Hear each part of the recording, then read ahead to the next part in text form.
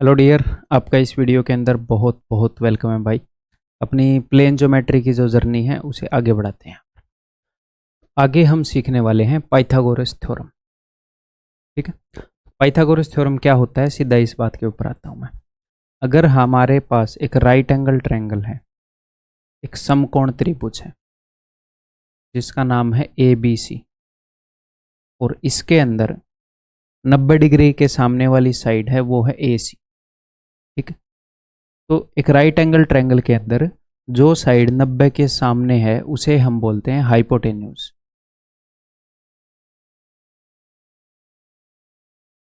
हिंदी में इसे बोलते हैं कर्ण। ठीक है, और जो साइड ऐसे खड़ी है, ऐसे ये सीधी खड़ी है, ये लेटी हुई है। समझ गए ना? मैं खड़ा हूं, मैं धरती पर लेट जाऊंगा तो मैं लेटा हुआ हूं, यानी कि जो वर्टिकल है उसे हम बोलते हैं भैया परपेंडिकुलर। जैसे आपने, अगर आपको याद हो, वो अगर आपने देखी है, क्या बोलते हैं, गैंग्स ऑफ वासेपुर है क्या, परपेंडिकुलर, वो बोलता है कि जो ब्लेड को परपेंडिकुलर मार देता था वो ऐसे ही खड़ी मार देता था ब्लेड को। तो हाइपोटेन्यूज को बोलते हैं कर्ण, इसको बोलते हैं अर्जुन, कर्ण अर्जुन। ठीक है, ये हो गया अपना लंब। ये लंबवत खड़ी है यानी कि सीधी खड़ी है, और इसको हम बोलते हैं बेस यानी कि आधार। ठीक है, हिंदी में क्लियर है? किसी भी ट्रायंगल का बेस क्या होता है? बेस यानी कि नींव, बेस आधार जिसके ऊपर वो टिकी हुई है। तो जो नीचे वाली साइड होती है वो उसका बेस होता है किसी भी ट्रायंगल का। कितनी भी तिरछी गंदी शक्ल वाली ट्रायंगल बना लो तो ये बेस होगा, ये बेस है। ठीक है भाई, क्लियर है? ओके जी। तो यहाँ पर एक वो होती है, क्या बोलते हैं, कंडीशन होती है, यानी कि एक रिजल्ट होता है कि जो हाइपोटेन्यूज का स्क्वायर है, जो एच का स्क्वायर है, वो बराबर होता है बाकी जो दो साइड्स हैं उनके स्क्वायर के सम के, यानी कि hypotenuse square is equal to perpendicular square plus base square. आगे वाला टेक्स्ट हाँ दूर ही आ रहा है। ठीक है, क्लियर है भाई? इसको हम बोलते हैं पाइथागोरस थ्योरम। इसको पाइथागोरस थ्योरम क्यों बोलते हैं? क्योंकि एक बंदा था, उसका नाम उसके पेरेंट्स ने पाइथागोरस रख दिया, और उसके बाद आगे चलकर उसने रिजल्ट हमें दे दिया, इसलिए उसके नाम से इसको पाइथागोरस थ्योरम बोलते हैं। ठीक है मेरे भाई, इसको मैं ऐसे भी लिख सकता हूँ, अगर मैं इस भाषा में ना लिखूँ, इसी को ऐसे भी लिख सकता हूँ कि 90 के सामने वाली साइड है AC square, that is equal to AB square plus BC square. Sir क्या इसका सच होना जरूरी है? जी हाँ, डेफिनेटली। एक राइट एंगल ट्रायंगल के अंदर हमेशा 90 के सामने वाली जो साइड है उसका स्क्वायर बाकी जो दो साइड हैं उनके स्क्वायर के सम के बराबर होगा ही होगा। फिर इसको प्रूव कैसे करेंगे? प्रूव कर सकते हैं, बट अपने सिलेबस के अकॉर्डिंग ज़रूरत नहीं है तो हम नहीं करेंगे टाइम वेस्ट। उसी टाइम को कोई ठीक चीज़ सीखने में हम गुजारेंगे। क्लियर है भाई? ये समझ में आ गई पाइथागोरस थ्योरम क्या है? अगर मैं आपको एक बात बोल दूं कि एक राइट एंगल ट्रायंगल है, मैं आपको बोल दूं कि भैया ये तो 5 है, ये 6 है, तो भैया मुझे ये बताओ, तो आप इजीली बता दोगे कि भैया ये तो 90 डिग्री के सामने वाली साइड है, यानी कि AC का स्क्वायर इज इक्वल टू 5 का स्क्वायर 25 प्लस 6 का स्क्वायर 36, यानी कि दैट इज इक्वल टू 3 और 2 5 50 और 11 61। It implies that AC is equal to under root 61। ऐसे बोल सकते हो? समझ में आ गई बात? इसमें आपको कोई प्रॉब्लम नहीं होगी। एक राइट एंगल ट्रायंगल में कोई भी दो साइड देकर अगर मैं तीसरी पूछ लूँ तो बता दोगे इसी चीज़ को लगाकर? ठीक है, अब जैसा कि आपने देखा कि मैंने राइट एंगल ट्रायंगल में कोई भी दो साइड अज्यूम करी यहाँ पर, तो ये दोनों साइड मैंने अज्यूम करी इंटीजर्स में, लेकिन ये साइड इंटीजर में नहीं आई, ये इरेशनल नंबर आ गई है। अगर आप यहाँ पर कुछ 7 मान लोगे, 6 मान लोगे, फिर भी इरेशनल नंबर आ जाएगा। ठीक है, लेकिन अगर मैं यहीं पर इसको 3 मान लूँ और इसको 4 मान लूँ, तो 3 का स्क्वायर क्या है? 9, 4 का स्क्वायर क्या है? 16, दोनों के स्क्वायर का सम क्या हो जाएगा? 25। तो इसका स्क्वायर 25 होना चाहिए, क्योंकि इसका स्क्वायर इन दोनों के स्क्वायर के सम के बराबर है। किस नंबर का स्क्वायर 25 है? 5 के। यहाँ पर ये तीनों इंटीजर आ गए। ऐसा कम ही होता है कि ये इंटीजर आ जाए, वैसे तो इनफाइनाइट ऐसी चीज़ें पॉसिबल हैं। तो ऐसे 3 नंबर जो पाइथागोरस थ्योरम को सेटिस्फाई करते हैं और तीनों के तीनों इंटीजर हैं, ऐसे 3 इंटीजर, क्योंकि नंबर तो 5, 6 और रूट 61 भी एक नंबर है, बल्कि वो इरेशनल नंबर हो गया बस। तो ऐसे इंटीजर्स जो पाइथागोरस थ्योरम को सेटिस्फाई करते हैं, ऐसे 3 इंटीजर का ग्रुप, उस ग्रुप को हम बोलते हैं पाइथागोरियन ट्रिपलेट्स। पाइथागोरियन वाले जोड़े तो नहीं बोलेंगे, जोड़े में तो 2 होते हैं, तिकड़े बोल सकते हो आप, हैं हिंदी में, पाइथागोरियन के तिकड़े। ठीक है, तो ये बार बार ट्रिपलेट करके मैं यूज करूंगा, तो ट्रिपलेट याद कर लो। हिंदी में बोल रहे हो, इंग्लिश में बोल रहे हो, तेलुगु में बोल रहे हो, संस्कृत में बोल रहे हो, यहाँ पर ट्रिपलेट याद कर लो। ठीक है, तो कई पाइथागोरियन ट्रिपलेट ऐसे हैं भाई साहब जिनको एग्जामिनर बार बार यूज करता है, वो मैं आपको दिखाऊंगा, वो आपने याद रखने हैं। क्या सर हमने रटने हैं? जी हाँ, आपने रटने हैं। क्या ये जानकारी रटने के लिए मतलब रटनी चाहिए, रिलेवेंट रहेगी? जी हाँ, रटनी चाहिए। नहीं रटोगे तो नुकसान हो जाएगा। ठीक है, तो सबसे पहले पाइथागोरियन ट्रिपलेट्स हैं ये। इसका मतलब क्या है? देखो, अगर मैं आपको एक बात बता दूं कि एक राइट एंगल ट्रायंगल है, उसकी एक साइड है 3 और उसका हाइपोटेन्यूज है 5, तो बाय डिफॉल्ट आपको सीधा पता होना चाहिए कि 3 और 5 है, तो 3, 4, 5 वाला पाइथागोरियन ट्रिपलेट है। जो साइड सबसे बड़ी होएगी वो क्या होएगी? हाइपोटेन्यूज। ये सारे क्या हैं? हाइपोटेन्यूज। ये ध्यान रहे, हाइपोटेन्यूज सबसे बड़ा क्यों होता है? क्योंकि वो 90 डिग्री के सामने होता है। 90 डिग्री का एंगल सबसे बड़ा है, सबसे बड़े एंगल के सामने ही सबसे बड़ी साइड होगी। सिंपल सी बात है। ठीक है, तो अगर कल को एग्जामिनर आपको ये दे दे कि भैया ये है 5 और ये है 13, तो इसको ऐसे भाग के 12 नहीं बता देना कि 5, 12, 13 का ट्रिपलेट बन गया सर ना। 5, 12, 13 के ट्रिपलेट में जो 13 वाली साइड है वो 90 के सामने है, और वो जानबूझ के ऐसे दे भी देता है। तो सर फिर क्या करेंगे? फिर कैलकुलेट करोगे, और क्या ही कर सकते हो बताओ? फिर आप क्या करोगे कि 5 का स्क्वायर 25 प्लस 13 का स्क्वायर 169। सिंपल, क्लियर है? ये बात समझ में आ गई? अगर मैं आपको ये बता दूं कि भाई ये 25 है और ये 7 है, तो आप क्या बोलोगे भाग के कि 7, 24, 25, ये 24 है। अगर मैं आपको ये बता दूं कि ये 25 है और ये 7 है, तो 7, 24, 25। तो हाइपोटेन्यूज हमेशा सबसे बड़ी साइड होएगी। बाकी 7 और 24 ये आपस में वैल्यू इंटरचेंज कर सकते हैं, उससे क्या ही फर्क पड़ता है भाई? इसके स्क्वायर में इसका स्क्वायर जोड़ना है, इन दोनों की वैल्यू आपस में बदल दो, क्या ही फर्क पड़ता है? ठीक है, तो 7, 24, 25 एक पाइथागोरियन ट्रिपलेट है जिसके अंदर 25 हाइपोटेन्यूज है। इसमें से बेस हो सकता है 7 हो या 24 हो, दूसरा परपेंडिकुलर हो जाएगा। एक साइड 7 है, एक साइड 24। क्लियर?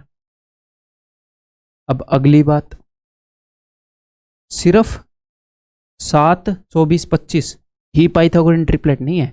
अगर मैं इन तीनों नंबर को 10 से गुणा कर दूं, मैं बोल दूं आपको कि साहब ये 70 है और ये है 250, तो ये बताओ। तो आप एक काम करो, अगर ये कट सकते हो तो काट लो। आपने 10 से काट दिया, 0 से 0 कट गई।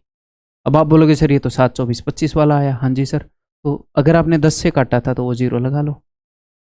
तो सिर्फ 7, 24, 25 ही पाइथागोरियन ट्रिपलेट नहीं है। इनको अगर आप तीनों को 10 गुना करोगे तब जो नंबर आएंगे वो भी पाइथागोरियन ट्रिपलेट है।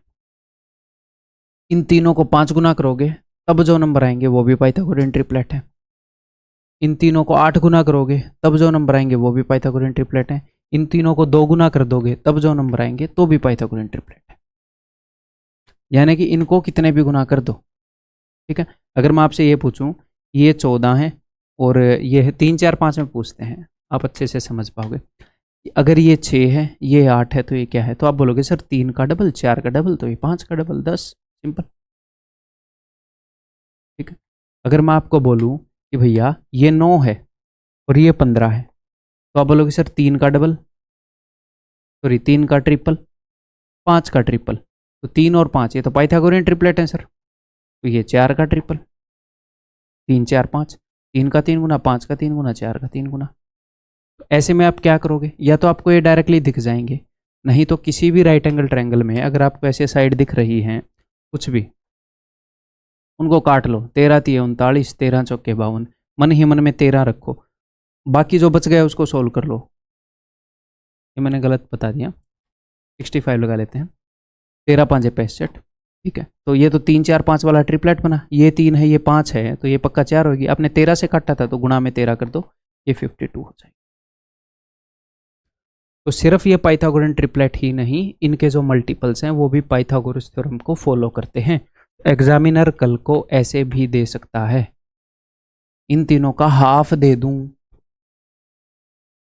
ठीक है। ये 3 का हाफ हो गया, ये 5 का हाफ हो गया, 3 का आधा 5 का आधा, 3 4 5, ये 4 का आधा 2 हो जाएगा।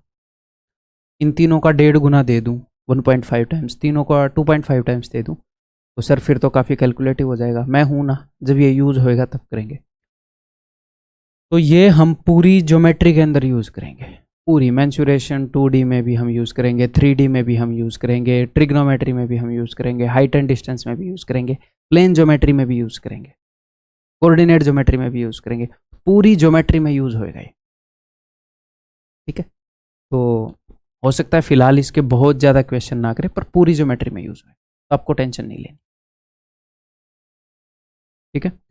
आपने क्या करना है मेरे भाई, अब आपने ये लिखने हैं, रटने हैं,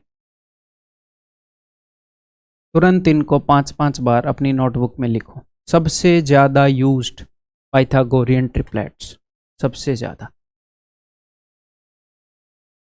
मोस्ट यूज्ड, फर्स्ट नंबर पे सबसे ज़्यादा यूज्ड पाइथागोरियन ट्रिपलेट्स ये 4, ठीक है। मैं आपको और भी बताऊंगा, इसलिए बता रहा हूँ, ये अगर कोई भूल रहा है तो वो पाप कर रहा है एसएससी के प्रिपरेशन में, ठीक। क्लियर है, ये समझ में आ गए। अब इसके बाद और दूंगा, प्रेशर बढ़ेगा भी, ठीक है। उसके बाद सेकंड यूज्ड ये है, second most used, second number पर सबसे इंपॉर्टेंट ये।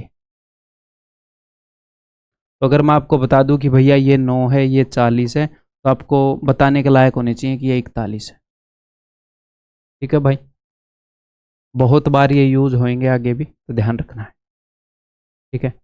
थर्ड मोस्ट यूज्ड ये है। अब आप बोलोगे सर आप तो रुक ही नहीं रहे, अब आगे नहीं है बताऊंगा, टेंशन मत लो। तो क्या सर इतने ही हैं पाइथागोरियन ट्रिपलेट ना, इनफाइनाइट होते हैं पाइथागोरियन ट्रिपलेट, बट अपने एग्जाम के हिसाब से ये एनफ है। सबसे पहले ये याद होने चाहिए, फिर ये याद होने चाहिए, फिर ये याद होने चाहिए, ठीक है। क्लियर है भाई। और आपको इतना तो अंदाज़ा आ गया होगा कि मैं रटने के लिए बहुत कम चीज़ें बताता हूँ, जो भी बताता हूँ वो बहुत ही ज़्यादा काम की होती हैं, तो इनको मिस नहीं करना। तो सर हम इनको याद कैसे करेंगे, आप इनको जैसे पहाड़े लिखते हो, टेबल्स लिखते हो, उनके साथ ही रेगुलरली लिख रहे हो कि नहीं, उनको 2-3 दिन में एक बार फिर लिख लिया, एक बार फिर लिख लिया, जो चीज़ ज़्यादा तंग कर रही है उसको डेली लिख लिया, तो आप उनके साथ पाइथागोरियन ट्रिपलेट्स को भी अब से लिखने लग जाओगे, धीरे धीरे सारे याद हो जाएंगे। और आगे जैसे जैसे हम ज्योमेट्री में आगे बढ़ेंगे, आगे क्या बोलते हैं, और ज़्यादा यूज़ होने लगेंगे ये, ठीक है। आगे बढ़ जाऊँ फिर मैं, अज्यूम कर रहा हूँ कि आपने इसको इम्पोर्टेंट मान लिया होगा, बहुत ज़्यादा इम्पोर्टेंट बताया मैंने, है? अब मैं VVI लिख दिया मैंने आपके स्कूल की तरह, तो अब तो ये बहुत ही ज़्यादा इंपॉर्टेंट हो गया है ना। आगे बढ़ते हैं, चलिए जी, पाइथागोरस थ्योरम के ऊपर बेस्ड क्वेश्चन करते हैं।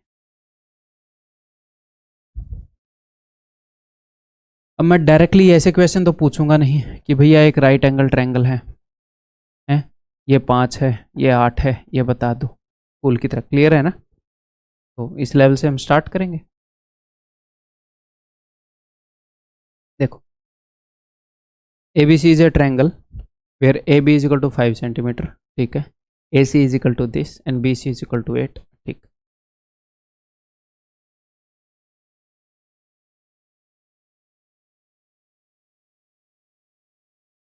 AB is equal to 5, AC is equal to √41 and BC is equal to 8, ये पूरा 8 है। एंड उसने बताया है AD is perpendicular to BC, AD जो है ये BC के परपेंडिकुलर है।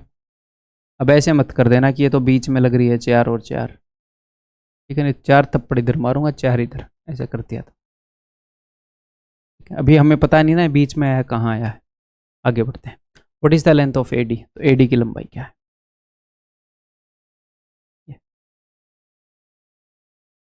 तो मुझे पता नहीं BD की लंबाई कितनी है, मुझे पता नहीं DC की लंबाई कितनी है, बट मुझे इतना पता है कि इस पूरे BC की लंबाई जो है 8 है। कहीं ना कहीं से तो हम क्वेश्चन को करना स्टार्ट करेंगे, ठीक है, कर लेंगे। जनरली ऐसे क्वेश्चन में क्या होता है पता है, आमतौर पर पाइथागोरस वाले क्वेश्चन में क्या होता है कि मल्टीपल राइट एंगल ट्रायंगल्स होती हैं, मैक्सिमम में 2 राइट एंगल ट्रायंगल होती हैं। यहाँ पर कौन कौन सी राइट एंगल ट्रायंगल हैं बताओ जरा। एक तो राइट एंगल ट्रायंगल है ADB। मैं आपको सिर्फ ये क्वेश्चन सोल्व नहीं करवाना चाह रहा, मैं आपको बेसिक अंडरस्टैंडिंग दूंगा तो आप खुद ये क्वेश्चन आगे से ऐसे क्वेश्चन सोल्व कर पाओगे। और दूसरी है ADC। तो इन दोनों ट्रायंगल के अंदर क्या चीज़ कॉमन है सर? जो AD है वो कॉमन है, AD। तो जनरली ये क्वेश्चन पता है कैसे सोल्व होते हैं, इस ट्रायंगल के हिसाब से AD की वैल्यू निकाल दो, इस ट्रायंगल के हिसाब से AD की वैल्यू निकाल दो और इक्वेट कर दो बस, और ये सोल्व हो जाएगा। मैक्सिमम क्वेश्चन ऐसे होते हैं, बाकी तो अकॉर्डिंग टू क्वेश्चन हम सोल्व किया करेंगे। तो यहाँ पर मैंने क्या किया, मैंने इसको x मान लिया, इसको, ये हो गया 8 - x। ठीक है सर। इस ट्रायंगल के हिसाब से AD की वैल्यू क्या हो जाएगी, इस ट्रायंगल के हिसाब से सर, इस ट्रायंगल के हिसाब से AD की वैल्यू हो जाएगी ट्रायंगल नंबर 1 के हिसाब से, और ये मान लो ट्रायंगल नंबर 2 है। तो ट्रायंगल नंबर 1 के हिसाब से AD की वैल्यू हो जाएगी, AD क्या है, परपेंडिकुलर है, तो इसका स्क्वायर प्लस इसका स्क्वायर इक्वल टू इसका स्क्वायर। तो मैं डायरेक्टली ऐसे लिख सकता हूँ कि इसका जो स्क्वायर है वो इन दोनों के स्क्वायर के सम के बराबर है। इन दोनों के स्क्वायर का अगर मैं सम करूंगा, इसका स्क्वायर आएगा, इन दोनों के स्क्वायर से मिलकर, इन दोनों से मिलकर ये बनता है। तो इसमें से अगर मैं ये घटा दूंगा तो ये आ जाएगा, इसमें से ये घटा दूंगा तो ये आ जाएगा। तो मैं डायरेक्टली ये कर सकता हूँ कि AD स्क्वायर की जो वैल्यू है, मैं फर्स्ट और सेकंड के हिसाब से, दोनों के हिसाब से AD स्क्वायर की वैल्यू को कंपेयर कर रहा हूँ। तो इसके हिसाब से AD स्क्वायर की जो वैल्यू है वो है इसका स्क्वायर माइनस इसका स्क्वायर, यानी कि 25 - x स्क्वायर इस इक्वल टू, ठीक है, ये मैंने थोड़ा सा इधर बना दिया है ना।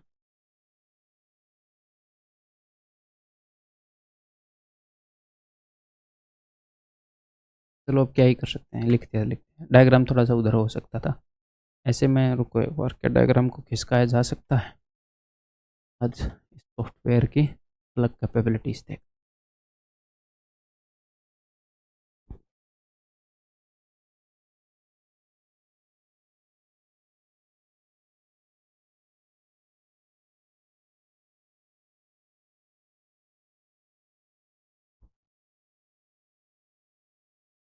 ठीक है, तो AD का स्क्वायर हो गया 25 - x स्क्वायर, और इस ट्रायंगल के हिसाब से AD स्क्वायर की लंबाई क्या हो जाएगी, इसका स्क्वायर माइनस इसका स्क्वायर, इसका स्क्वायर है जी 41, माइनस में इसका स्क्वायर, तो ये है 8 - x, a - b का होल स्क्वायर, तो a - b का होल स्क्वायर हो जाएगा। और मैं माइनस कर रहा हूं तो साइन को मैं बदलता जाऊंगा, a स्क्वायर और b स्क्वायर वैसे तो पॉजिटिव होता है, बट मैं नेगेटिव कर रहा हूं तो ये नेगेटिव हो जाएगा, माइनस साइन लगा रखा है ना।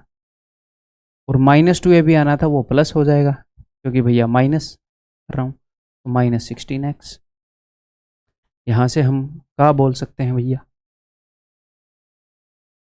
इट इम्प्लाइज दैट, क्या करूँ मैं अब, 16x को इधर ही रहने देता हूँ क्योंकि ये पॉजिटिव है, बाकी सब इधर भेज देता हूँ। तो 11 में से 4 में से 1 गया 3, और 6 में से 4 गया 2, माइनस का 23 होएगा, ये इधर जाकर प्लस का हो जाएगा जो कि हो जाएगा 48।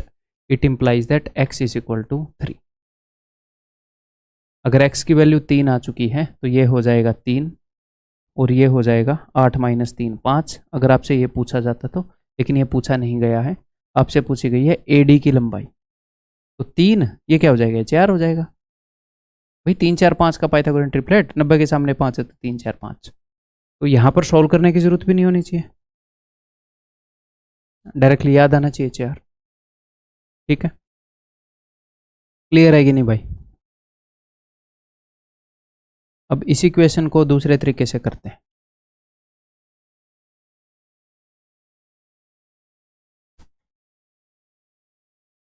देखो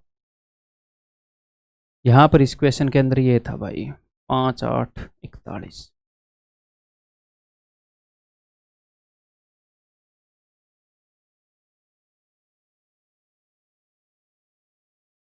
5, 8, 41। तो अब जो मैं आपको मेथड बता रहा हूँ वो है हिट एंड ट्रायल। आप हिट एंड ट्रायल से भी कर सकते थे।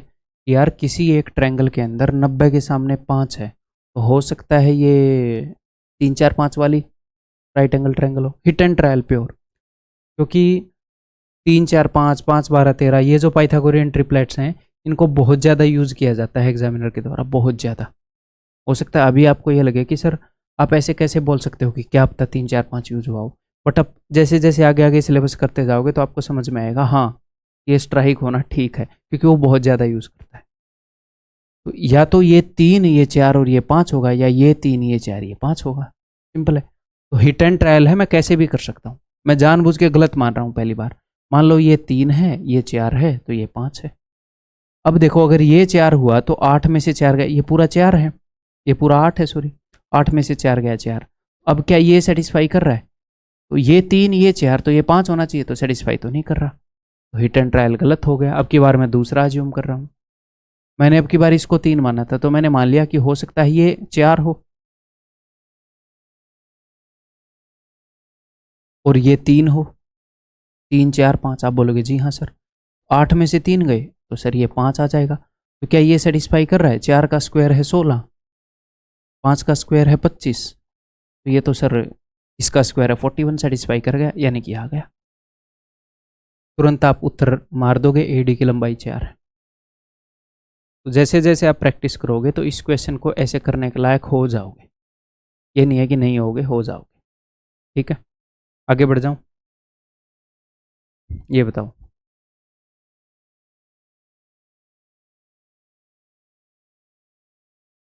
ए point D is taken from side B C of A right angled triangle A B C. एक right angle triangle A B C है, where A B is hypotenuse, A B कर्ण है। तो आप क्या करोगे?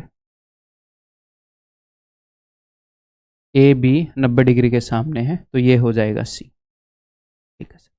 अब इसने बोला है point D is taken from the side B C of A right angle triangle A B C. Right angle triangle A B C के बी सी से एक पॉइंट डी लिया है, ठीक है, जहां पर ए बी हाइपोटेन्यूज है, ठीक है, तो कौन सा ट्रू होगा? तो ठीक है जी। और इसने क्या क्या बोल रखा है? ए बी का स्क्वायर प्लस ए सी का स्क्वायर इक्वल टू 2AD का स्क्वायर। ए डी को भी ले रखा है इसके अंदर, ठीक है। तो सबसे पहले तो मैं चाहूँगा कि आप कन्वेंशनल तरीके से करें। मैंने कन्वेंशनल तरीके में थोड़ी देर पहले आपको क्या बताया? ऐसे क्वेश्चन में जनरली क्या होता है कि 2 या 2 से ज़्यादा राइट एंगल ट्रायंगल क्रिएट की जाएंगी, उनमें पाइथागोरस थ्योरम लगाया जाएगा। अगर 2 ट्रायंगल क्रिएट की गई हैं तो इन दोनों ट्रायंगल में अगर कोई कॉमन साइड है तो उसको इक्वेट कर दो। 2 राइट एंगल ट्रायंगल कौन सी है? पहली राइट एंगल ट्रायंगल है ACD, दूसरी राइट एंगल ट्रायंगल है ACB। तो इन दोनों में कौन सी साइड कॉमन है? ये AC। तो मैं यहाँ से AC स्क्वायर की वैल्यू निकालूंगा, मैं यहाँ से AC स्क्वायर की वैल्यू निकालूंगा और इक्वेट कर दूंगा। तो ACD में से AC स्क्वायर की वैल्यू कैसे निकलेगी भाई? अगर आप इसकी वैल्यू निकाल रहे हो तो हाइपोटेन्यूज AD के स्क्वायर में से CD का स्क्वायर घटा दूंगा, क्योंकि इससे सिर्फ ACD पर फोकस करो, ACD इससे और इससे मिलकर ये बनती है। तो भैया इसमें से ये घटाऊंगा तो ये आ जाएगी, तो ये हो जाएगी AD का स्क्वायर माइनस AC का स्क्वायर। ये मेरे को उधर बनाने पड़ा करेंगे डायग्राम, है ना, उधर ही बनाए। इज इक्वल टू बड़ी वाली ट्रायंगल के अंदर ACB में AC के स्क्वायर की वैल्यू क्या होगी? AB का स्क्वायर माइनस BC का स्क्वायर। हाइपोटेन्यूज के स्क्वायर में से इसका स्क्वायर घटा दिया मैंने। तो एग्जामिनर ने हो सकता है यही दिया हो। तो भैया उसने क्या किया है देखना जरा आप, कहाँ पर क्या दिया है? ऐसा कुछ दिख रहा है? वो इस AC को उधर ले गया ताकि ये पॉजिटिव हो जाए, और इस BC को इधर ले आया ताकि ये पॉजिटिव हो जाए। AD square plus BC square equal to AB square plus AC square. AC AB और AC कर रखा है? नहीं कर रखा क्या? AB और CD, AB क्या मैंने गलत कर दिया क्या? मैंने अच्छा AC स्क्वायर ही घटा दिया। अद्दा यार, AC स्क्वायर की value AD square minus CD square होएगा और AB square minus BC square होएगा। चलो, तो यानी कि वो CD को इधर लाया है, हाँ ये रहा। A B square plus C D square, C D को इधर ले आया, और A D square plus B C square इसको उधर लेकर चला गया। Option C. क्लियर है भाई, समझ में आ गई बात? वाइट के ऊपर ये अगर ऐसा बनाते हैं तो मज़ा नहीं आता है ना। मेरे को कलर कोडिंग थोड़ी सी देखूंगा किसी दिन टाइम लगा के और बढ़िया वाली। ठीक है, क्लियर है? इसको हम और भी तरीके से कर सकते हैं, वही मैं आपको बताना चाहूँगा। देखो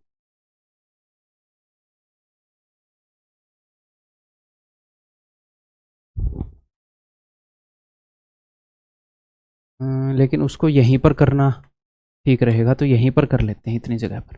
देखो ध्यान से मेरी इस बात को समझने की कोशिश करिएगा कि एग्जामिनर ने कहा क्या है। एग्जामिनर ने कहा है कि कोई रैंडम ट्रायंगल है ए बी सी, बस वो राइट एंगल ट्रायंगल है।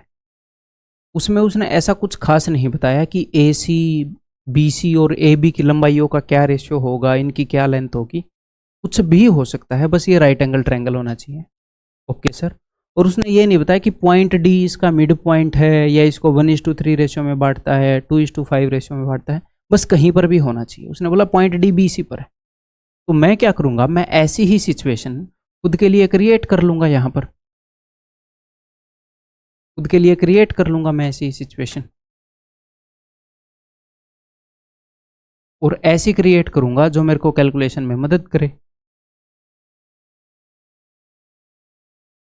सर कैसे क्रिएट करोगे? मैं 3 4 5 वाली ट्रायंगल ले लूंगा।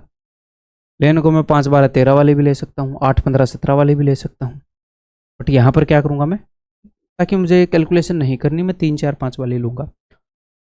और यहाँ पर उसने पॉइंट डी को भी ले रखा है, तो मैं ऐसे कर सकता हूँ कि मैं इसको 3 ले लूँ, इस पूरे को, इसको 4 ले लूँ, इसको 5 ले लूँ। ठीक है sir.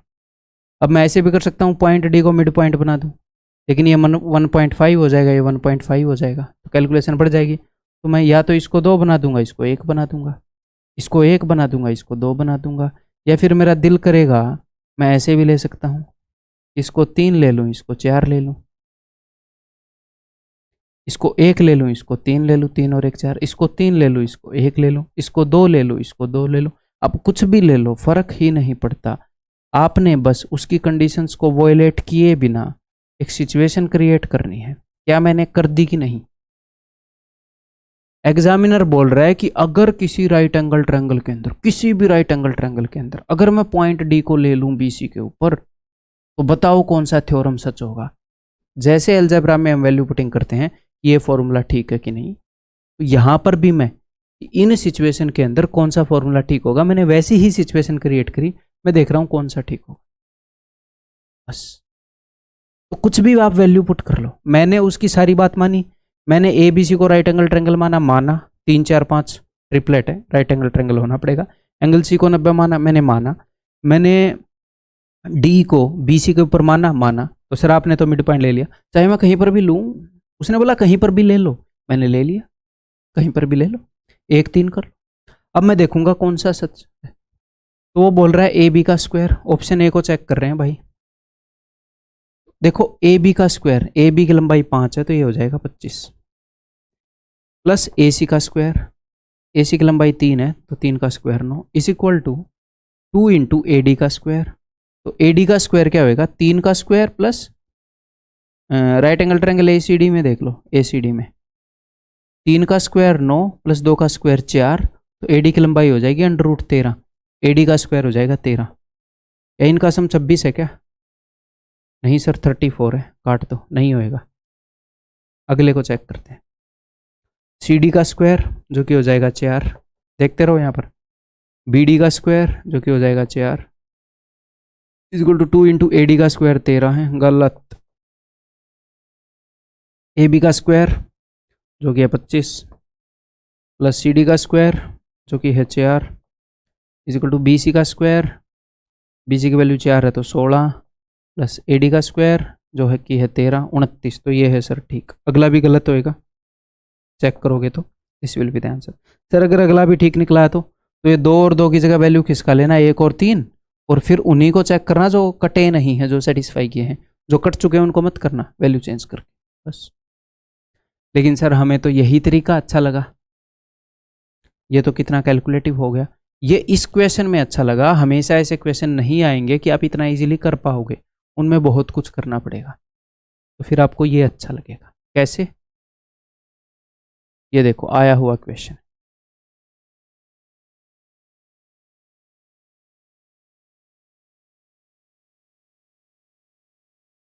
In triangle ABC angle B is equal to 90, तो उसने बोला है कि एंगल B 90 है भाई, ठीक है।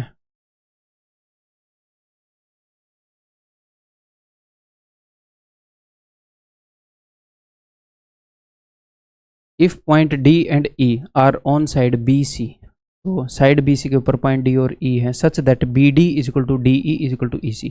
BD DE EC बराबर है, यानी कि BD is equal to DE is equal to EC, ये तीनों बराबर हैं, ठीक है भाई। Then which of the following is true, तो कौन सा ट्रू है? तो यहाँ पर क्या होगा देखो, 5AE स्क्वायर AE, यानी कि ये वाली लेंथ उसने ले ली, फिर 2AC, फिर उसके बाद क्या बोल रहे हैं 3AD, कितना गंदा सा है। तो यहाँ पर 3 राइट एंगल ट्रायंगल क्रिएट हो गई हैं। एक तो राइट एंगल ट्रायंगल है ABD, एक राइट एंगल ट्रायंगल है ABE, बताओ हुई कि नहीं। एक राइट एंगल ट्रायंगल है ABC। इन तीनों के अंदर मुझे क्या करना पड़ेगा, रिलेशन बनानी पड़ेगी, इन तीनों को बराबर लेना पड़ेगा। सपोज ये भी x ले लिया, ये भी x ले लिया, ये भी x ले लिया, फिर x को मैं एलिमिनेट कर दूंगा किसी न किसी तरीके से, फिर कोई ना कोई रिलेशन निकल आएगी। ऐसे तो वो कल को बोल देगा कि भैया यहाँ पर 4 लाइनें हैं, तो ऐसे कैसे बोल देगा, बोल रखा है उसने, देखो। परसों को बोल देगा यहाँ पर 5 पॉइंट हैं और उनमें से 2 बराबर हैं, 3 बराबर हैं, ऐसे। तो फिर यहाँ पर हम ये चीज़ें रटेंगे नहीं, हम क्या करेंगे, हम वही जैसी भी वो सिचुएशन बोल रहा है हम क्रिएट कर देंगे। तो मैं यहाँ पर क्या करूँगा, देखो मैं इसको 3 4 5 वाली ट्रायंगल मान लूँगा, मैं एक भी कंडीशन वॉयलेट नहीं करूँगा। 3 4 5, मैंने यहाँ पर 3 क्यों माना, क्योंकि ये 3 टुकड़ों में बटा है, ताकि 1 1 1 हो जाए। अगर ये 4 टुकड़ों में बटा होता सर, तो मैं इसको 4 मान लेता, 3 4 5। अगर सर ये 5 टुकड़ों में बटा हुआ था, तो यहाँ पर 5 मानते। नहीं पगले, रुलाएगा क्या, 5 12 13 मान लेंगे। या फिर 3 4 5 को हर एक को 5 गुना कर लूँगा, इंटू 5 इंटू 5 इंटू 5। तो बहुत सारे तरीके हैं, हो जाएगा, ठीक है। आगे बहुत सारे क्वेश्चन ऐसे करेंगे पूरी ज्योमेट्री के अंदर जब देखे हुए आप। तो मैंने सेम कंडीशन क्रिएट कर ली जो उसने कहा, तो अब मैं देखता हूँ कौन सा ट्रू है। 5 इंटू AE का स्क्वायर। अब यहाँ पर ध्यान से देखना, AE कौन सी ट्रायंगल में है, ABE, ABE। तो ये होएगा AE का स्क्वायर हो जाएगा 4 का स्क्वायर 16, ठीक है। मैं इसकी वैल्यू ही लिख देता हूँ यहाँ पर, अंडर रूट, क्योंकि बार बार यूज होएगी।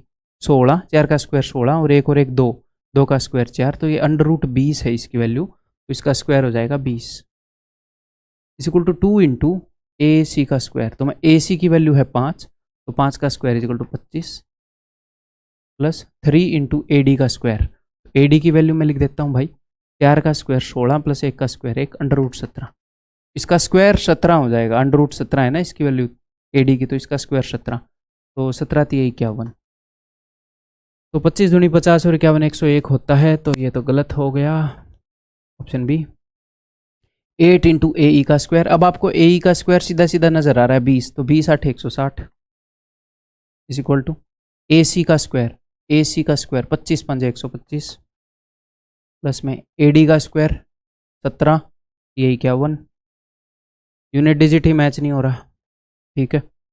AE का स्क्वायर, तो AE का स्क्वायर है bro 20 20 8 160 is equal to AC का स्क्वायर 25 ये 75, वैल्यू पुट कर रहा हूँ मैं बस। AD का स्क्वायर 17 5 85 और 7 15 150, बिल्कुल ठीक है। D भी सेटिस्फाई नहीं करेगा। जनरली ये मतलब 99% क्वेश्चन पहले वैल्यू पुटिंग करोगे उसी में कट जाएंगे। एक आधा रेयर आ गया जो नहीं कट रहा, तो मैं 3 4 5 की जगह अलग वैल्यू रख लूँगा और फिर सिर्फ उनको चेक कर लूँगा जो सेटिस्फाई कर रहे थे, उनमें से एक को फिर एलिमिनेट कर दूँगा, ठीक है। तो यहाँ पर उत्तर is equal to option C. अब मैं दावे के साथ कह सकता हूँ कि आपका भी मन कर रहा होगा कि मैं भी ऐसे ही एक क्वेश्चन को रगड़ पाऊँ, मतलब कि आप भी ऐसे एक क्वेश्चन को करें, तब आपको शांति मिलेगी। एक और क्वेश्चन आपके लिए आ रहा है, इसको ट्राई करो। ट्राई करने के बाद भी ना हो तो टेंशन मत लेना, मैं थोड़ी सी हिंट दूंगा फिर ट्राई करना, ठीक है।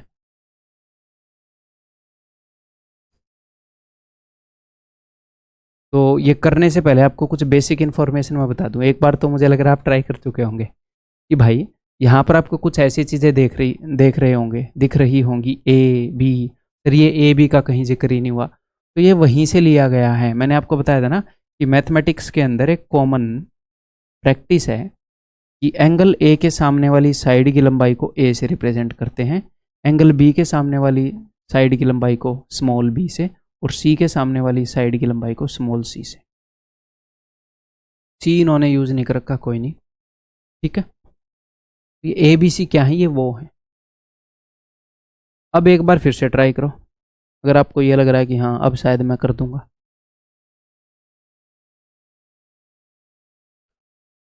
अब मैं बता रहा हूँ भाई, this side B C of A right angle triangle A B सी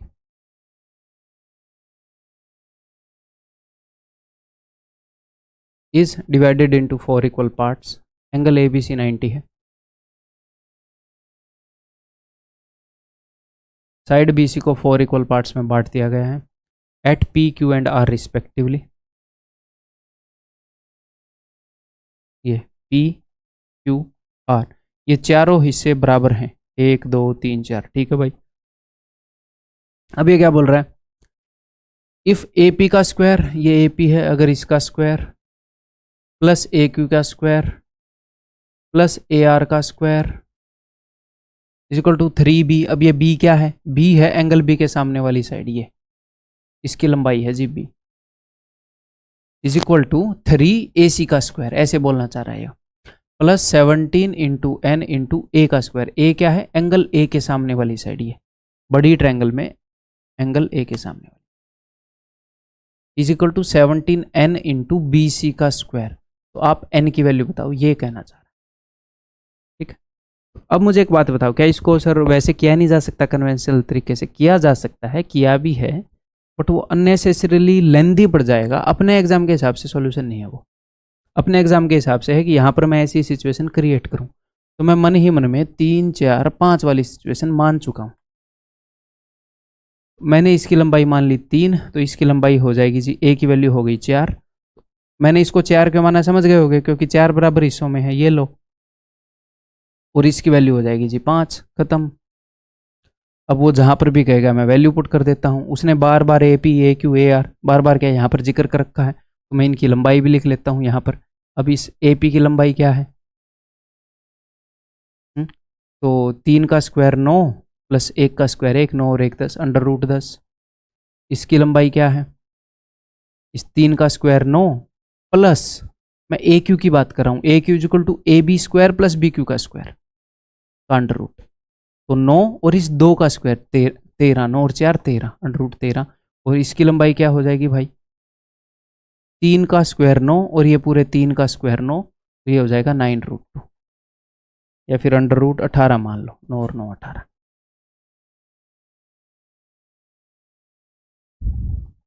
ठीक है।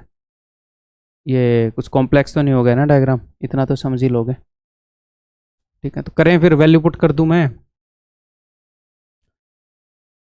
ए पी का स्क्वायर यानी कि 10, थोड़ा ऊपर लिखते हैं, ये ना होगी जगह चाहिए हो क्वेश्चन को सॉल्व करने में। 10 प्लस ए क्यू का स्क्वायर है भैया 13, क्योंकि मैं ए क्यू की वैल्यू लिख चुका हूँ, सीधा स्क्वायर मार दूंगा, प्लस ए आर का स्क्वायर है भाई 18,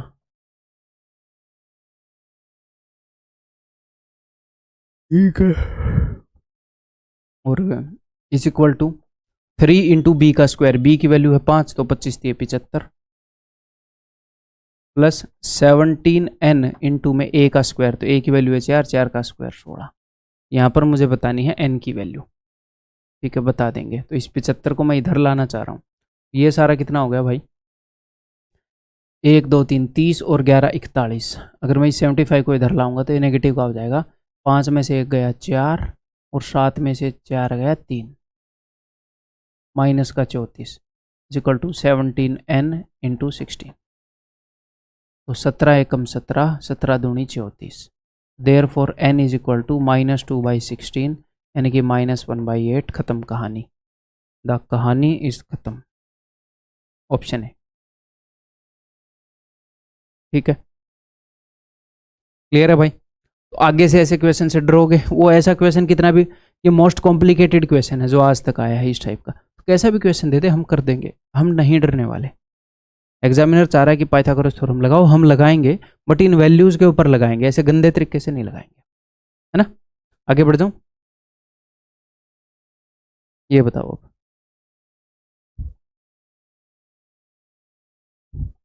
आगे बढ़ने से पहले, जैसे अब तक जो मैंने क्वेश्चन करवाए हैं उनके अंदर अगर मैं आपको ये बोलूँ कि बेटा ये वाला रिजल्ट याद कर लो, तो गलत बात है, क्योंकि उसकी नीड नहीं है। बट कुछ ऐसे रिजल्ट होते हैं जो याद करना हमारे एग्जाम की रिक्वायरमेंट है, तो कुछ ऐसे रिजल्ट हैं वो कर लेते हैं भाई। देखो, एक रिजल्ट है,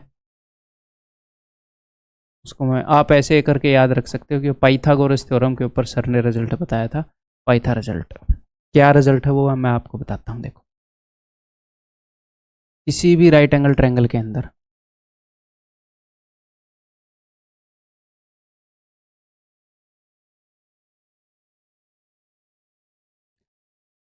ये वो वाला वर्टेक्स है जो 90 डिग्री का एंगल है, जहां पर इसके अलावा वाले जो दो वर्टेक्स है वहां से अगर मैं एक काम करूं कि मैं ऐसे कहीं पर भी एक लाइन खींच दी मैंने और इसको मैंने बोल दिया पी, 90 डिग्री का एंगल जहां पर है उससे दूसरे वर्टेक्स है, और यहां से एक लाइन खींच दी कहीं पर भी और इसको मैंने बोल दिया क्यू,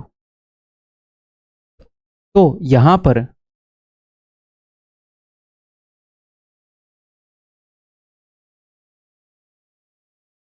पर एक रिजल्ट ट्रू है। क्या है वो? कि ए पी का स्क्वायर प्लस सी क्यू का square is equal to A C का स्क्वायर प्लस पी क्यू का स्क्वायर। इसके ऊपर डायरेक्ट क्वेश्चन आते हैं। ठीक है, ये है result.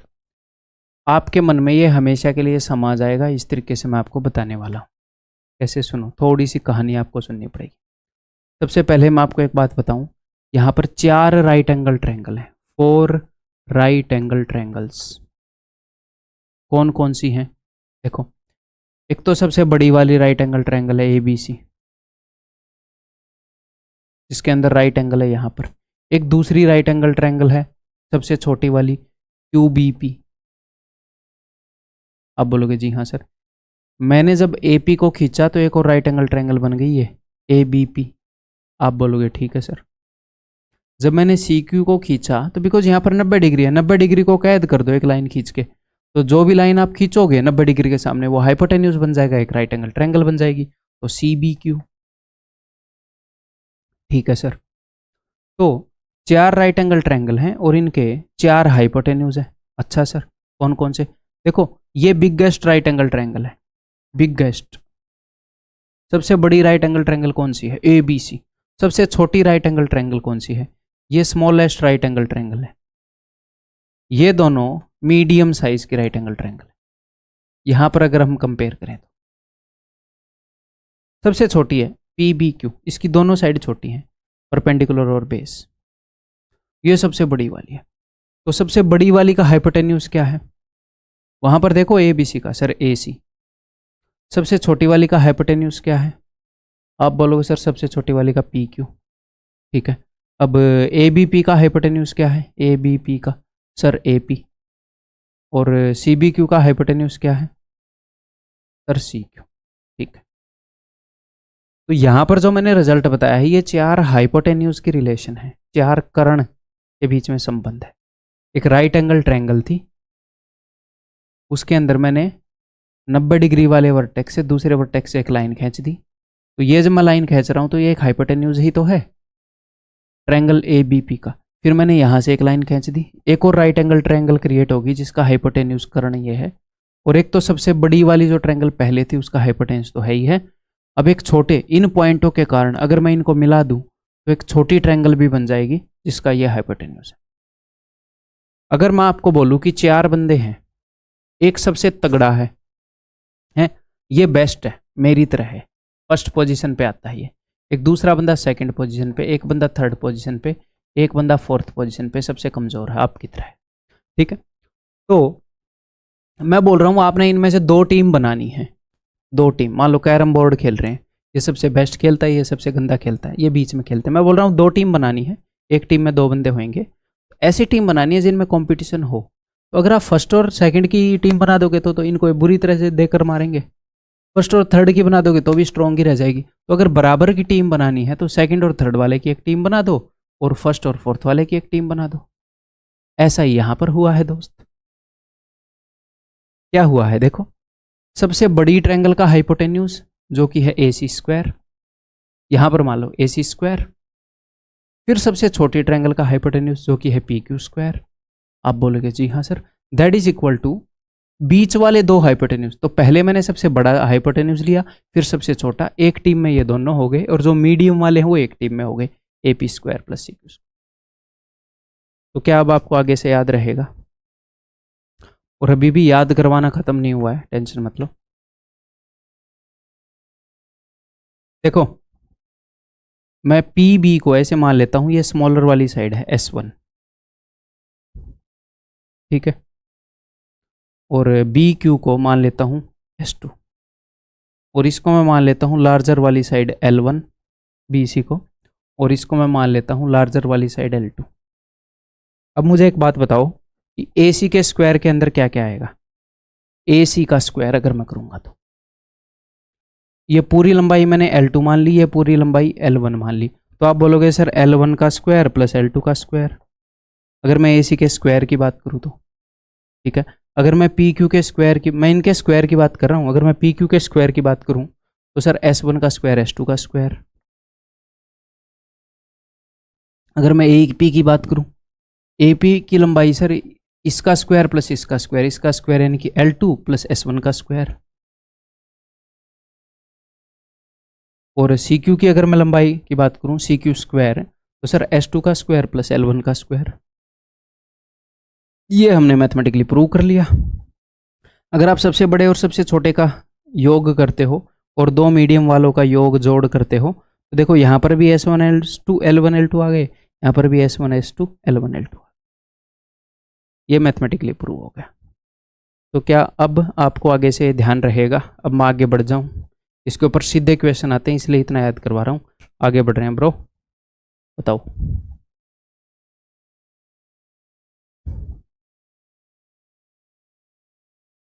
In right angle triangle ABC angle B is equal to 90, angle B 90 है। यहाँ पर एग्जामिनर ने वही काम किया है, C से कोई लाइन खींच दी ऐसे, ठीक है, A से कोई लाइन खींच दी ऐसे,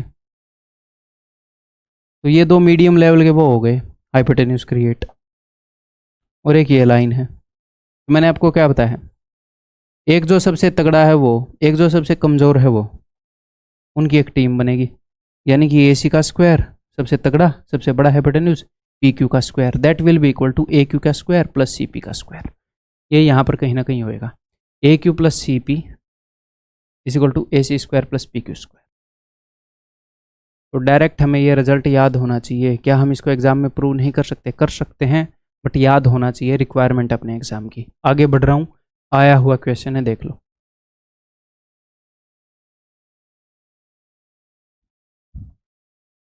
दिस क्वेश्चन इज ए आया हुआ क्वेश्चन।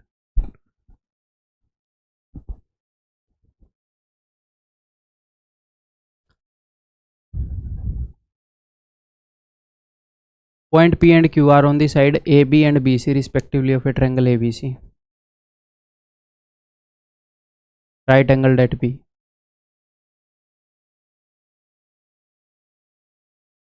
तो P और Q कहाँ पर है? AB पर P है और BC पर Q है।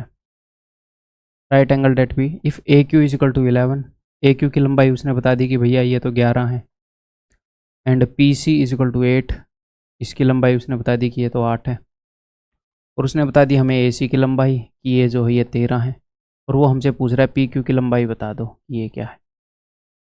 सेम सिचुएशन होगी कि नहीं होगी? तो मैं क्या करूँगा कि PQ सबसे छोटे वाला हाइपोटेन्यूज है, PQ का स्क्वायर प्लस इसके साथ टीम बनेगी सबसे बड़े वाले हाइपोटेन्यूज AC की प्लस 169 इज इक्वल टू जो 2 बीच वाले हैं, ये 11 का स्क्वायर 121 प्लस 8 का स्क्वायर 64। खत्म बात, करते हैं भाई काटा पीटी। 169 है, यहाँ पर 100 है, 100 से मैंने 100 काट दिया, ऐसे काट सकते हैं कि नहीं? ठीक है, तो 64 से मैं 64 काट देता हूँ, तो यहाँ पर क्या बच जाएगा? 5 बच जाएगा। अब ये 5 वहाँ पर जाकर माइनस का हो जाएगा, यानी कि 21 में से 5 गए 16, तो पी क्यू का square is equal to 16, therefore P Q is equal to 4। ये मतलब बोला सर आपने प्लस माइनस नहीं किया, लंबाई नेगेटिव में नहीं होती है ना। आगे बढ़ूं,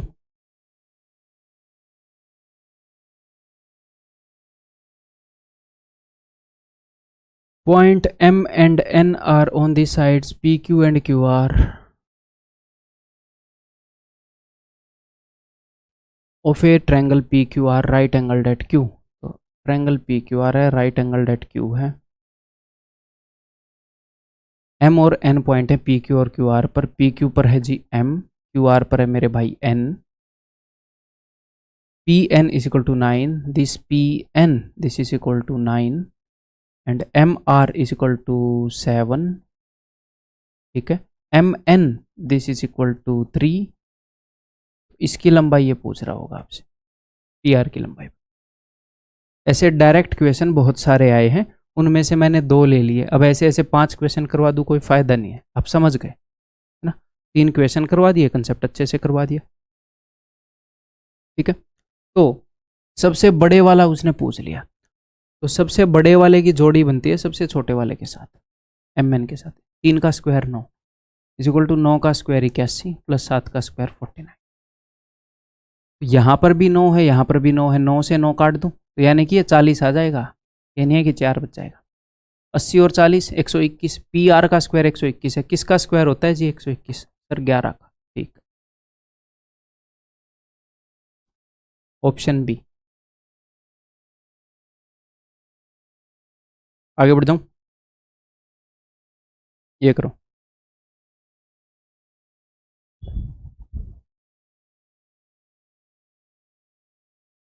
इन triangle ABC angle C is equal to 90। ठीक है भाई, एंगल C 90 है, तो ये लो। Point P and Q are on the sides AC and BC। AC के ऊपर P है, BC के ऊपर Q है, such that AP is to PC। AP और PC का जो रेशियो है वो BQ और QC का रेशियो है, और वो 1:2 है, यानी कि AP इज टू PC भी 1:2 है और BQ इज टू QC भी 1:2 है। ठीक है भाई, तो AP इज टू PC 1:2 है, तो ये मैंने x मान लिया, ये 2x हो गया, और BQ इज टू QC ये भी 1:2 है, तो ये मैंने y मान लिया, ये 2y हो गया। ठीक है, क्लियर है। तो इसकी वैल्यू बताओ। ठीक है, AQ का स्क्वायर प्लस BP का स्क्वायर, AQ तो ये है, BP ये है, तो आप समझ ही गए होगे बात कहाँ पर जा रही है। तो AQ का स्क्वायर प्लस BP का स्क्वायर किसके बराबर होता है?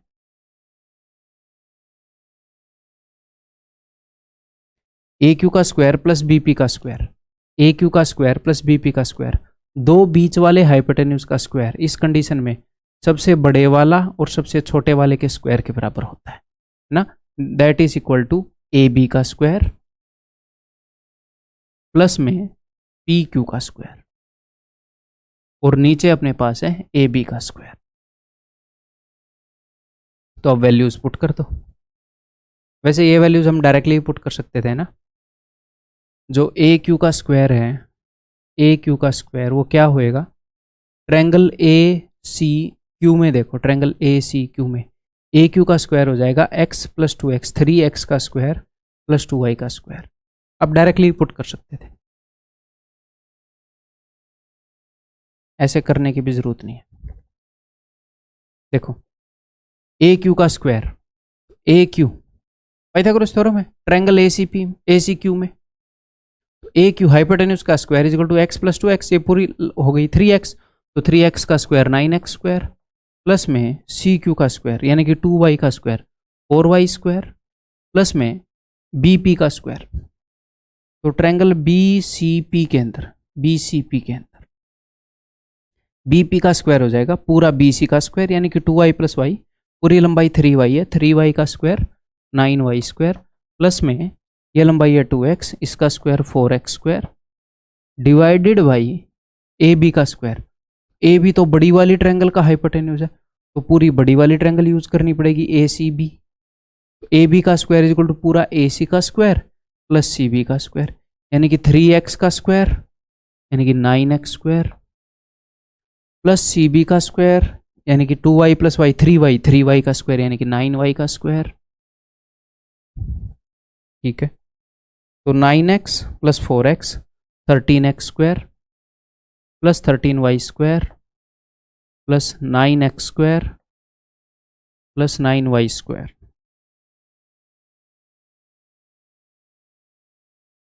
अगर आप ऊपर 13 कॉमन ले लो, नीचे 9 कॉमन ले लो, तो दोनों जगह ये आ जाएगा भाई।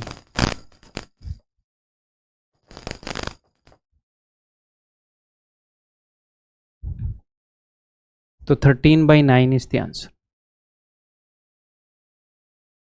ठीक है, क्लियर है। इसको हम एक और तरीके से कर सकते हैं। कैसे कर सकते हैं भाई, देखो, जैसे सपोज हमने ऐसे कर लिया, ठीक है। इसके अलावा आप ऐसे भी तो कर सकते थे कि सर उसने हमें ये बोला है कि ये एक राइट एंगल ट्रायंगल है, यहाँ पर पॉइंट P कुछ इस तरीके से है कि इसका और इसका रेशियो 1:2 है, और इसका और इसका रेशियो भी 1:2 है। तो 1:2 रेशियो का क्या मतलब है, पूरी लाइन की लंबाई है 3 यूनिट, उसमें से 1 यूनिट ये है, 2 यूनिट ये।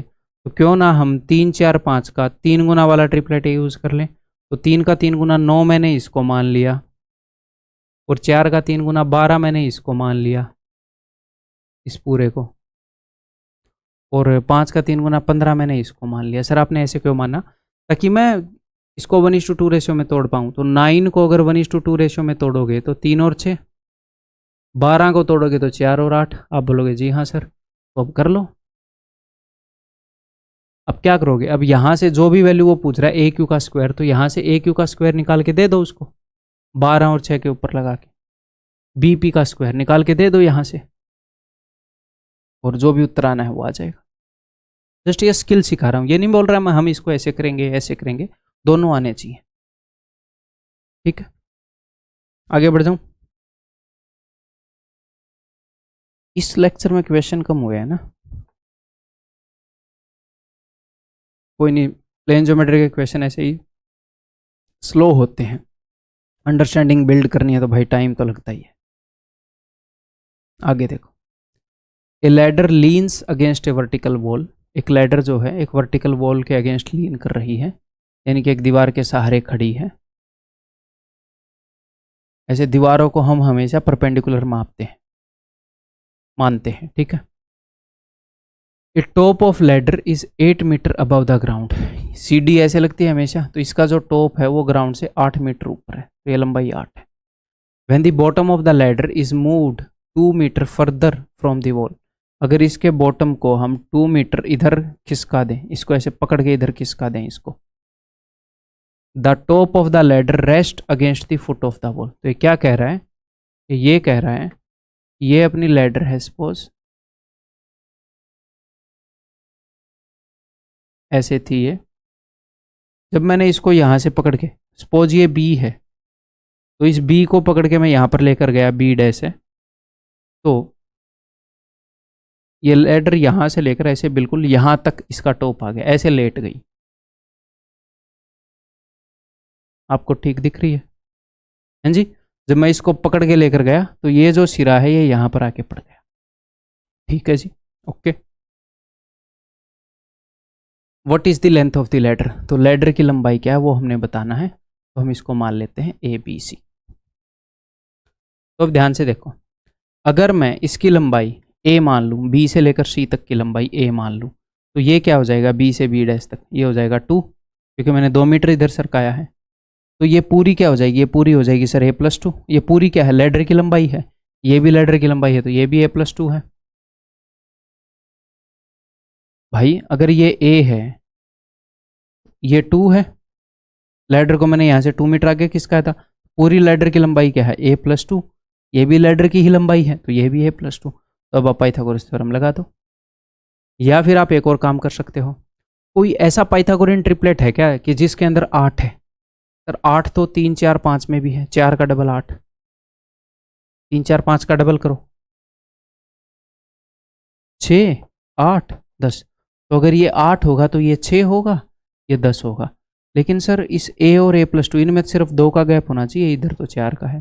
कोई और पाइथागोरियन ट्रिपलेट है जिसमें 8 है और 2 का गैप हो चीज़ों में? हिंट दे रहा हूँ मैं आपको, 8 15 17, 15 और 17 में 2 का गैप, 8 15 17, सिंपल। उसने क्या पूछा? लेंथ ऑफ द लेटर 17 आ जाएगी, खत्म। पाइथागोरियन ट्रिपलेट्स का ये फायदा होगा। अदरवाइज आप कैसे करोगे? अदरवाइज आप ऐसे करोगे कि यहाँ पर पाइथागोरस थ्योरम लगाना पड़ेगा। पाइथागोरियन ट्रिपलेट याद होते हैं तो थ्योरम ही नहीं लगाना पड़ता। अदरवाइज हम ये करेंगे, ये हाइपोटेन्यूज है तो a+2 का होल स्क्वायर यानी कि इज इक्वल टू इसका स्क्वायर प्लस इसका स्क्वायर। तो याद होना बढ़िया बात है, अदरवाइज ये नहीं है कि याद नहीं होंगे तो क्वेश्चन ही नहीं निकलेंगे, देर से निकलेंगे, जो कि हम नहीं चाहते। It implies that 4a is equal to 60, a is equal to 15, ladder की लंबाई a+2 है यानी कि 17। ठीक, आगे बढ़ता हूँ भाई, ये बताओ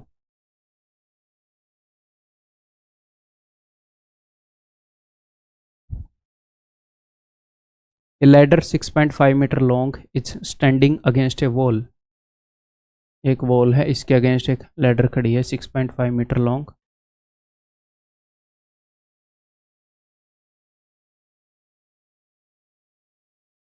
and the distance between the base of the ladder and wall is 5.2। तो बेस ऑफ द लैडर और वॉल के बीच में जो डिस्टेंस है वो 5.2 है। ठीक है, लैडर की जो लंबाई है वो 6.5 है। ठीक है, यहाँ पर आप इजीली ये निकाल सकते हो ए बी की लंबाई। सर इजीली कैसे निकालेंगे? एक बार इस पॉइंट को भूल जाओ, सिर्फ 52 और 65 को देखो, इनको देखकर क्या याद आ रहा है? 13 13 चौके 52, 13 पंजे 65, 3 4 5, 4 और 5 तो आ गई, ये 3 होगा तो 13 3 39 होगा। लेकिन आप डेसिमल को भूल गए थे तो अब लगा दो। ठीक है, बिना पाइथागोरस थ्योरम कैलकुलेट किए हम ये लगा सकते हैं, इसीलिए पाइथागोरन ट्रिपलेट्स यूजफुल होंगे। ठीक है, तो ध्यान रखना, याद रखने हैं वो। चलिए जी आगे बढ़ते हैं, आगे वो क्या बोल रहे हैं। If the top of the ladder now slips by 1.4 metre, अगर ये टॉप है ये 1.4 मीटर खिसक जाए, यानी कि ये टॉप यहाँ पर हो जाए, तो इस बॉटम को भी आगे खिसकना पड़ेगा ऐसे, है ना। तो इसको मैं मान लेता हूँ कुछ भी A', टॉप नीचे खिसक गया, बॉटम इधर खिसक गया C', ताकि आपको समझ में आता रहे।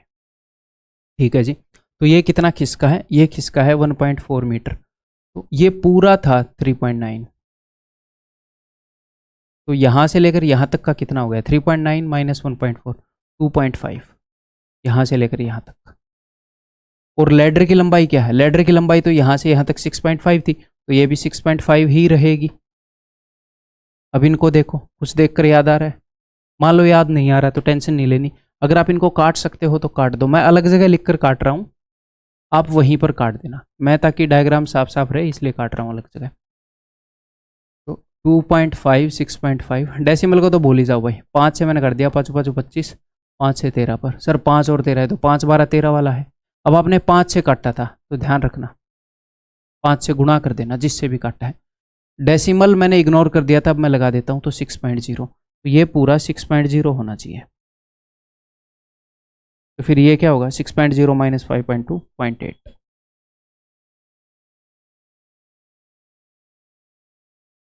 ठीक है, क्लियर है, समझ में आ गई बात। इसी क्वेश्चन को थोड़ा सा कॉम्प्लेक्स करूं, मज़ा आएगा आपको करके।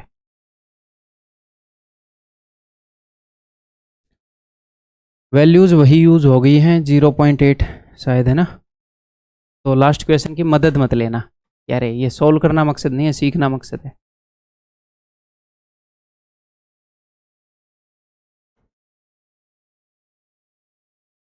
ए ladder is resting against a vertical wall, ठीक है भाई, and its bottom is 2.5 metre away from the wall. इसका जो बॉटम है वो 2.5 मीटर अवे है वॉल से।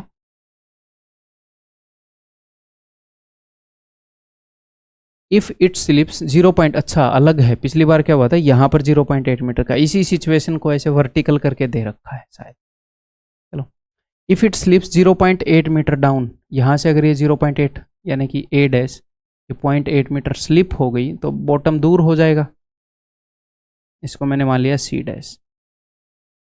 Then its bottom will move away from the wall by 1.4, तो इसका बॉटम वॉल से 1.4 मीटर दूर खिसक जाएगा। 1.4 और 0.8 सेम सिचुएशन को वर्टिकल करके दे दिया उसने, ठीक है। तो यहाँ पर मैं आपको एक फॉर्मूला ही बता सकता हूँ इसके और इसके बीच के रिलेशन का, बट उसकी ज़रूरत नहीं है भाई, ठीक है।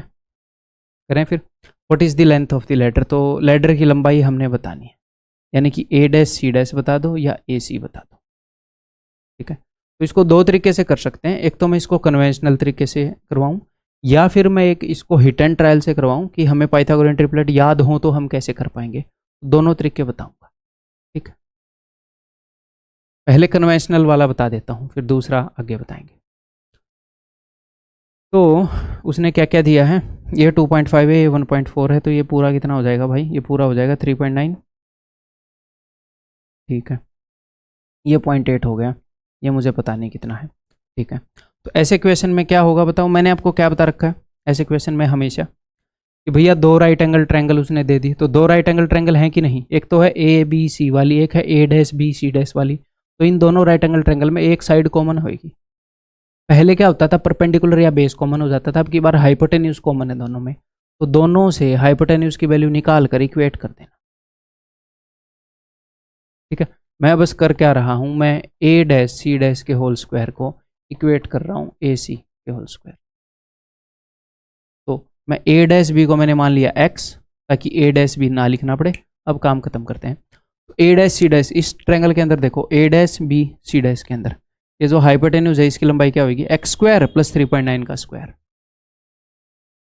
3.9 का स्क्वायर क्या होगा भाई, क्या कैलकुलेट करना ही पड़ेगा क्या, कर लेते हैं भाई। मैं सोच रहा था वैसे ही काम चल जाए, 11 का मैंने 1521 ही है शायद इसका, मैं सोच रहा था काट पीट के काम चल जाए, देखते हैं क्या पता बाद में चल भी जाए, सिखा दूंगा चल रहा होगा, ठीक है। ए सी स्क्वायर यानी कि ट्रायंगल ए बी सी के अंदर ए सी स्क्वायर की वैल्यू एक्स प्लस 0.8 का स्क्वायर। तो क्या सर हम एग्जाम में इसको ऐसे करेंगे भाई, ऐसे सीख लो, ठीक है। दूसरा तरीका ही बता दो, एक्स प्लस 0.8 इस पूरे का स्क्वायर कर दिया मैंने, ए प्लस बी का होल स्क्वायर लगा दिया, और 2.5 का स्क्वायर ये हो जाएगा 6.25। तो भैया ये स्क्वायर सोल्व ही करना पड़ता आपको, ठीक है। तो ये कट गया, इट इम्प्लाइज दैट, तो 1.6x इधर है, तो मैं सारे माल को इधर ले आऊँगा, तो मैं क्या करूँगा, इन दोनों का सम होगा, इसमें से काटेंगे, काट देते हैं, 5 और 4 9, और 6 और 2 8, 11 में से 9 गए 2, 11 में से 8 गए 3, 14 में से 6 गए 8, तो 8.32 इज इक्वल टू 1.6x, ठीक है। तो x की वैल्यू क्या हो जाएगी, काटा पीटी करते हैं, 1.6 को मैंने इधर भेज दिया, ठीक है। तो 1 0 नीचे आ जाएगी, ये x की वैल्यू है भाई, ठीक है।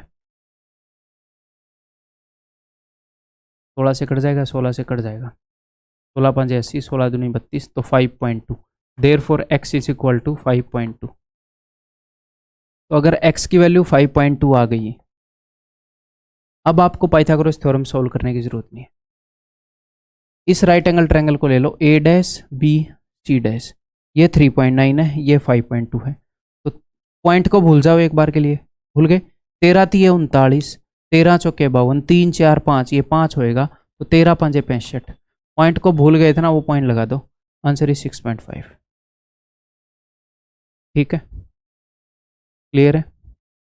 अब मैं आपको बोल रहा था अगर हमें पाइथागोरियन ट्रिपलेट बहुत ही अच्छे से याद हो तो हम क्या करेंगे, अगर हमें हिट एंड ट्रायल मारना हो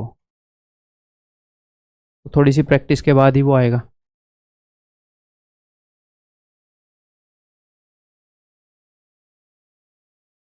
उसने हमें ये बोला था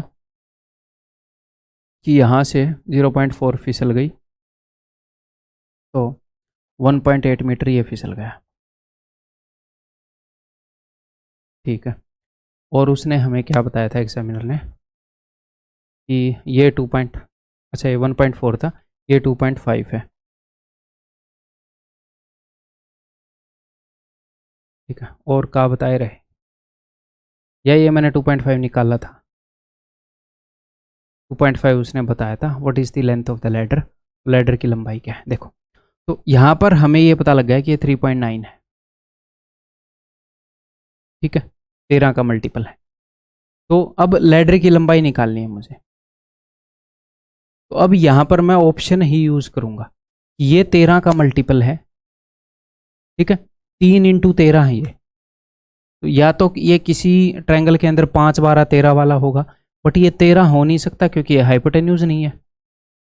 5, 12, 13 वाला ट्रिपलेट में हाइपोटेन्यूज जो होता है वो 13 होता है, ये हाइपोटेन्यूज नहीं है। तो ये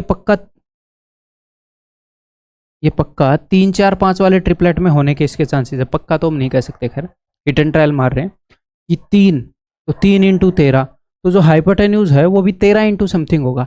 तो मैं हिट एंड ट्रायल से चेक करूंगा कि 13 इंटू समथिंग क्या है, 6.5। तो अब मैं इसको चेक करूंगा कि जो हाइपोटेन्यूज है, अगर ये मैं बात कर रहा हूँ ट्रायंगल जिसके अंदर ये लंबाई है बी सी, ए डैश बी सी डैश की, अगर ये 6.5 है तो 13 तीये 13 पंजे, तो 13 चौके 52 होएगा। अब मैं दूसरी ट्रायंगल को वेरीफाई करूंगा कि बिकॉज ये लैडर की लंबाई है तो इसमें भी लैडर की लंबाई 6.5 होएगी। तो क्या सेटिस्फाई कर रहा है क्या, तो देखते हैं। तो इसमें ये पूरी लंबाई कितनी हो जाएगी, 5.2 + 0.4, 5.6। सही कर रहा हूँ क्या मैं, 13 तीये 13 चौके 13 पंजे, 5.6 होएगी। यार वो 0.8 है, मैंने क्या कर रखा है, वही मैं सोचूं कि अब फिर अटक गई बात।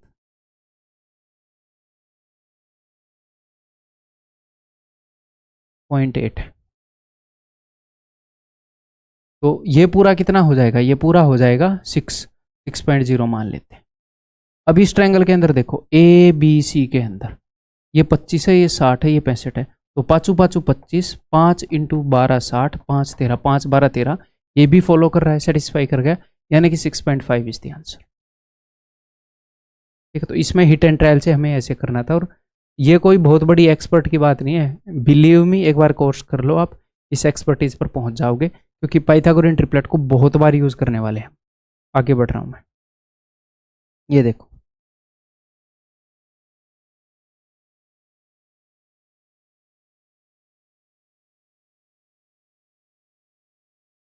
इन a right angled triangle the product of two sides is equal to half of the square of the third side. एक राइट एंगल ट्रायंगल है, ठीक है,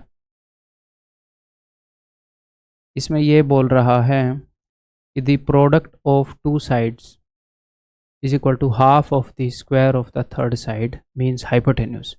थर्ड साइड यानी कि हाइपोटेन्यूज, ठीक है, मान लो ये हाइपोटेन्यूज हो गया।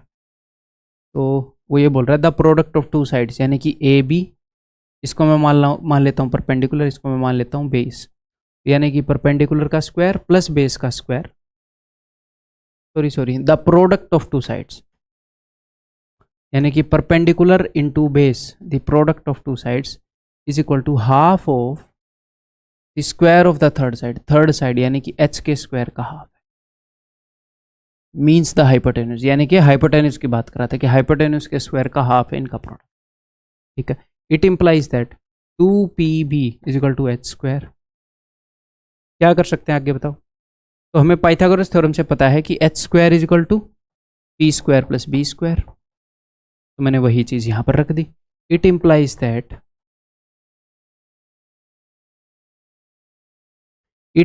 दैट अगर मैं इसको उधर ले गया,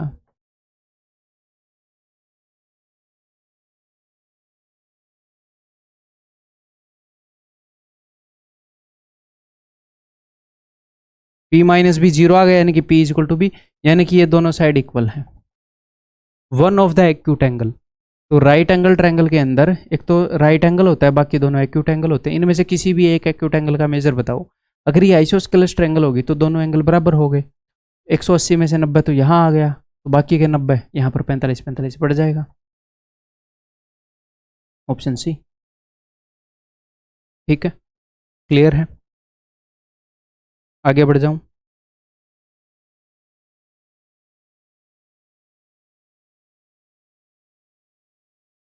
बताओ। In the quadrilateral A B C D angle B is equal to 90, angle B 90 है भाई, ठीक है। अगर ये कंडीशन ट्रू है तो एंगल ए सी डी के बारे में बताओ, एंगल ए सी डी के बारे में, ठीक है। तो यहाँ पर इसने बोला है कि ए डी का square is equal to A B का स्क्वायर, इसको देख लेते हैं, ए बी का स्क्वायर प्लस बी सी का स्क्वायर प्लस सी डी का स्क्वायर, ठीक है। तो जो गिवन है उसके ऊपर नज़र मारें, गिवन है ये, अगर ये 90 ये गिवन है तो इससे मुझे क्या पता लगता है, इससे मुझे पता लगता है कि भैया ए सी का square is equal to A B का स्क्वायर प्लस बी सी का स्क्वायर, पाइथागोरस थ्योरम। तो इसको मैं ऐसे बोल सकता हूँ कि ए बी का स्क्वायर प्लस बी सी का square is equal to A C का स्क्वायर, ए बी का स्क्वायर प्लस बी सी का square is equal to A C का स्क्वायर, जी हाँ। तो अगर मैं यहाँ पर ये पुट करता हूँ तो मेरे सामने ये निकल कर आया कि ए डी का square is equal to A C का स्क्वायर प्लस सी डी का स्क्वायर, की और ये तीनों एक ट्रायंगल की साइड हैं, देखो ए डी का square is equal to A C का स्क्वायर प्लस सी डी का स्क्वायर, ए डी का स्क्वायर बाकी दो साइडों के स्क्वायर के सम के बराबर है। ऐसा किस में होता है? ऐसा राइट एंगल ट्रायंगल में ही होता है, पाइथागोरस थ्योरम में। यानी कि ये ए डी जो है ये हाइपोटेन्यूज की जगह है, तो अगर ये हाइपोटेन्यूज की जगह है यानी कि इसके ऑपोजिट वाला एंगल क्या होएगा, 90 डिग्री का होएगा। इसीलिए इन्होंने इसको पूछा है, ये वाला बताओ, ठीक है। यानी कि मैं कहना क्या चाह रहा हूं, अगर हमारे पास कोई राइट एंगल ट्रायंगल है तो इसका मतलब है कि ये पाइथागोरस थ्योरम को फॉलो करेगी। मैं ऐसे भी बोल सकता हूं कि अगर हमारे पास कोई ट्रायंगल है, हमें पता नहीं ये राइट एंगल है कि नहीं, पर ये पाइथागोरस थ्योरम को फॉलो कर रही है, यानी कि किसी भी एक साइड का स्क्वायर बाकी दो साइडों के स्क्वायर के सम के बराबर है, यानी कि ये राइट एंगल है अगर पाइथागोरस थ्योरम को फॉलो कर रही है। और जिस साइड का स्क्वायर बाकी दो साइड के स्क्वायर के सम बराबर है वो हाइपोटेन्यूज है और उसके ऑपोजिट में 90 डिग्री होगा, यानी कि इसके ऑपोजिट में 90 होगा। आंसर इज ऑप्शन सी, ठीक है। आगे बढ़ जाऊं, ये बताओ भाई।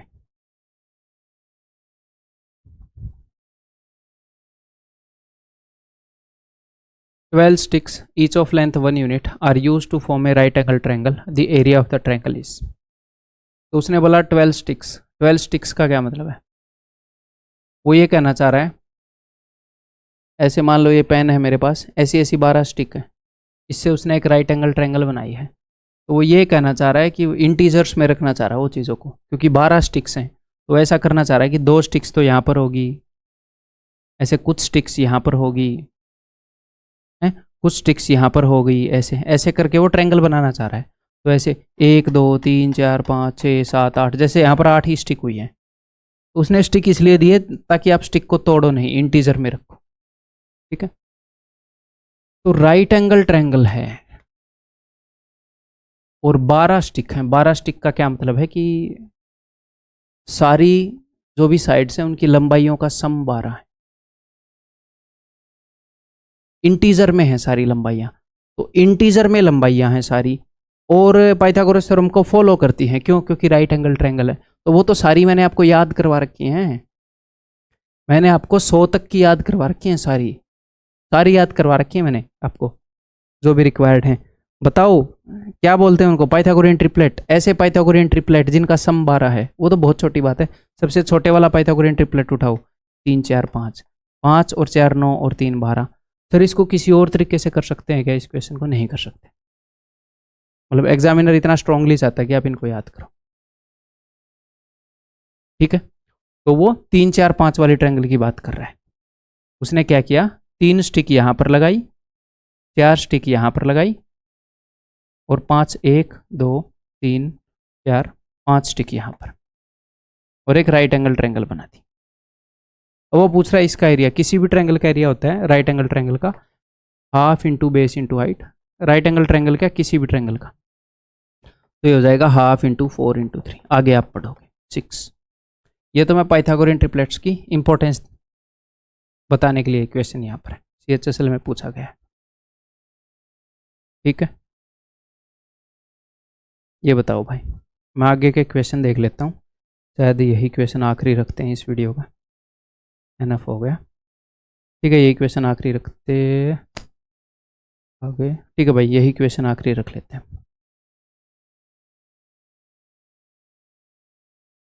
इन a quadrilateral ABCD with unequal sides unequal हैं, the diagonals AC and BD intersect at right angle पर इंटरसेक्ट करते हैं।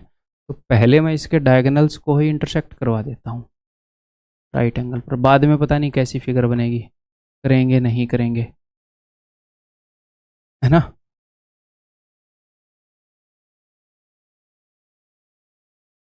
अब बना लेता हूँ यार। और उसने एक खास बात बोली है कि इसकी साइड्स जो हैं अनइक्वल हैं, ऐसा बना देते हैं, ठीक है।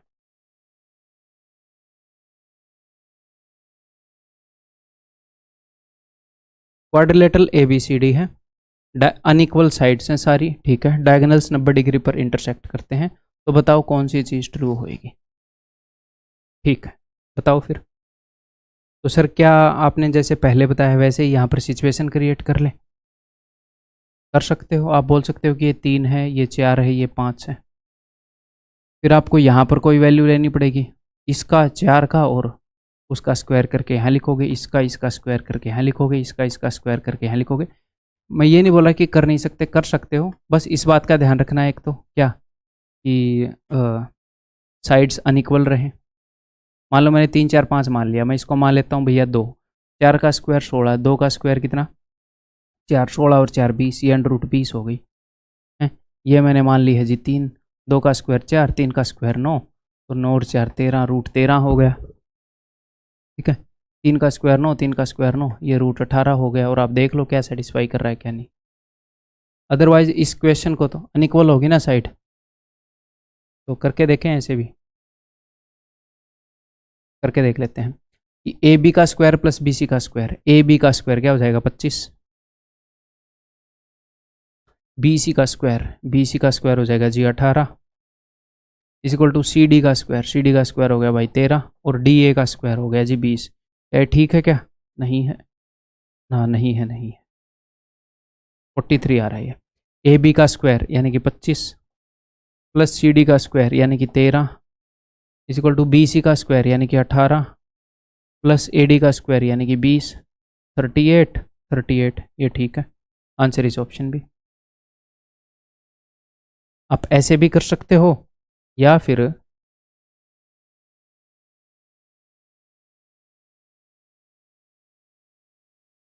आप ऐसे भी कर सकते हो।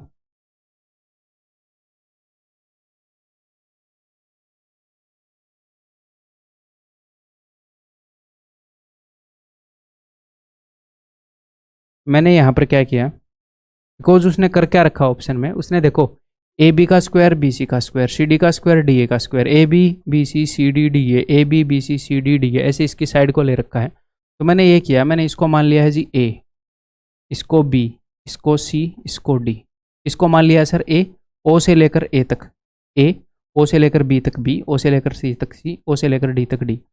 AB के स्क्वायर की वैल्यू क्या हो जाएगी, AB का स्क्वायर हो जाएगा A square plus B square, ऐसे ही BC का स्क्वायर हो जाएगा B square plus C square, CD का स्क्वायर हो जाएगा C square plus D square, और AD का स्क्वायर हो जाएगा A square plus D square.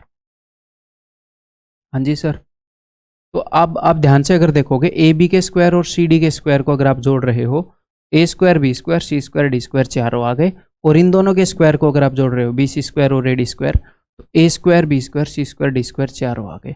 यही चीज़ उसने ऑप्शन में दे रखी है, AB का स्क्वायर प्लस CD का square is equal to BC का स्क्वायर प्लस AD का स्क्वायर, ठीक है। ऐसे कैसे भी आप कर सकते थे इसको। तो आज के लेक्चर के अंदर इतना ही भाई। इस लेक्चर के अंदर आपसे अगली वीडियो के अंदर मिलता हूँ। बाय बाय, टेक केयर, ऐसे ही पढ़ते रहो भाई।